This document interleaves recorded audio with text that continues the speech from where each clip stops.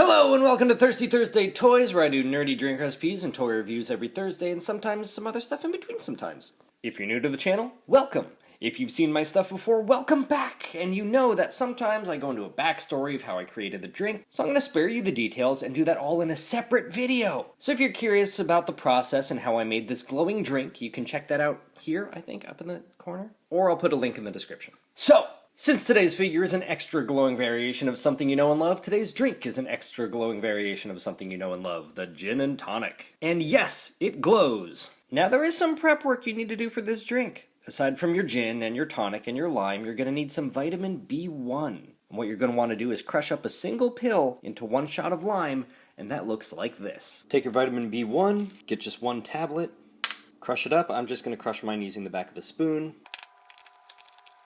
Crush it up as fine as you can. Then once you have it in as fine of a powder as you can get a shot of lime juice, pour that in, stir it up, and make sure you put it in a sealable container so you can shake it up and help it dissolve. And you can let that sit for about 24 hours. Take a pint glass, start with 3 shots of tonic water,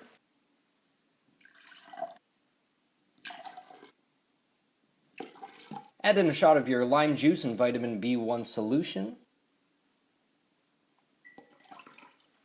And last but not least, a shot of gin.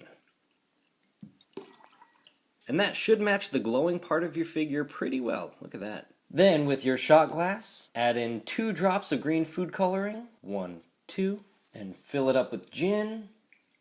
Then we're going to do this drop shot style. Take your gin and drop it into the rest of the drink. Cheers. Now I promised you a glowing drink, so let's see what that looks like in the dark. You can see we've got our glowing tonic water here. And there is our glowing solution. Hopefully you can see your shot glass. Take a shot of gin, and by take a shot, I mean add your gin into the drink. 1. Then add in 3 shots of tonic water. 1, 2, 3. Then a shot of your vitamin B1 lime solution. There we go. A couple of drops. 1, 2 of green food coloring. Fill that up with gin. Then drop and enjoy. Woohoo! Cheers! Now I gotta start off by saying that I'm going into this pretty disappointed. Let me explain. I don't own the previous release of the original paint job Shogun Godzilla because I think the Shogun is one of the most hideous Godzilla figures ever put to plastic, and I believe that the only thing driving people's love for it is nostalgia. But I do appreciate the release. I really do. Not only is their undersized version a neat novelty, but it's also a way for people to get a version of the Shogun without breaking the bank or running out of space. Now with this glow one, I think they shot themselves in the foot. Now they started by advertising this piece of art. So my assumption, as well as many others across the internet, was that they were going to release an undersized version of the Aurora kit or a reaction figure of the Aurora sculpt, both of which would have been amazing. And then they come out with this. Now, this is pretty neat for what it is. A clever homage to another Godzilla item of the era through a pre-existing mold that doesn't break their bank. I think if they had started this way, just advertising, hey, we're going to do a repaint of this, that would have been so much better. But as of the recording of this video, a week after this thing has come out, the figure is still available for sale, whereas the first one sold out pretty quickly. But if you like mini things and exclusive things and glow-in-the-dark things, this should be just fine. So we've got the figure inside this kind of cityscape. We'll take a closer look when we open it up. It says Godzilla at the top, glows in the dark, Super7 logo. It is part of their ReAction figure line. Artwork continues around the back with the Aurora sculpt, which, God, looks so much better. Every time I look at this, I'm just disappointed at what we ended up with. Top says, presenting a Super7 production Godzilla, all plastic, articulating, and some info on the bottom. So let's get this sucker open and see if we can change my opinion.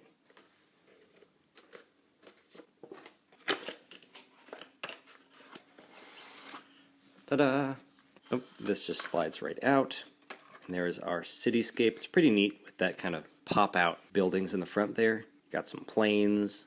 And there is our figure. It's not tied down or anything. It just comes right out. Ooh, that's heavier than I expected. This is solid. So if you noticed, in order to fit in the package, its legs need to be kind of bent back. And you'll have to kind of move them forward to get it into a normal standing pose.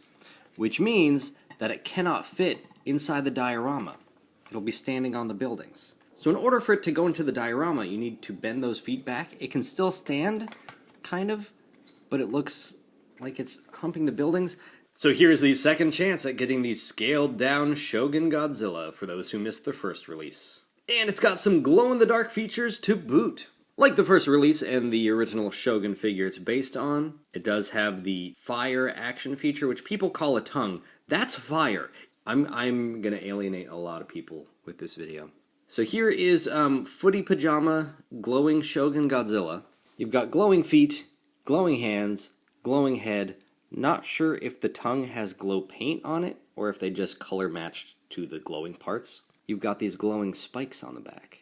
The rest of it is just this dark green. So it does have rotation in the arms. It stops about there, goes down here, and then stops on the leg. With the legs, they can articulate to about here, and then back here. That's pretty far. Now, even though there's a clear division here, that is just paint. These don't rotate around, neither does this. This fist, however, can rotate around. Now, the original Shogun shot its fist out because that's what Godzilla is known for. I don't think they ever watched a Godzilla movie. It doesn't seem to come off, or if it does, I don't want to risk breaking it. And there's no instructions in the package. So the tail can also rotate a full 360. Now, there is articulation in the head, and this guy gets full 360. You've got Super7 China on the bottom of the foot, Toho on the other foot. So you've got the red nostrils, you've got the red eyes, and this one got all jacked up. You've got some sloppy paint on the mouth. I'm sorry I'm so negative about this thing. There you go, sleepy Godzilla in his PJs. This guy stands a little under 4.5 inches tall. I don't have any other ReAction figures, so here he is next to the NECA. Look at what you could get for the same amount of money. So if you do actually love this, I think you're going to have a very easy time getting your hands on this figure. Unlike some other exclusives, unlike some Mondo nonsense. Now the glow-in-the-dark on this guy is pretty sweet, so let's check that out. And it looks like the tongue does in fact glow, but it doesn't hold that glow for long. It's just glow-in-the-dark paint. This guy glows pretty awesomely, I will give it that. There's those glowing spines, bright feet, close up of that head there. Charge it up again. That is pretty sweet. You can see that glow on that tongue there a little better. So there you have the Super7 ReAction, not Aurora, glowing Shogun Godzilla. Now normally this is where I wish you good luck on your hunt, but I don't think you're going to need any luck because this thing is going to be very easy to find. But in the meantime, and as always, thank you for subscribing, and please drink responsibly. Also, Super7 did send this neat little sticker. It doesn't glow in the dark, but it does fluoresce under black light, which is neat.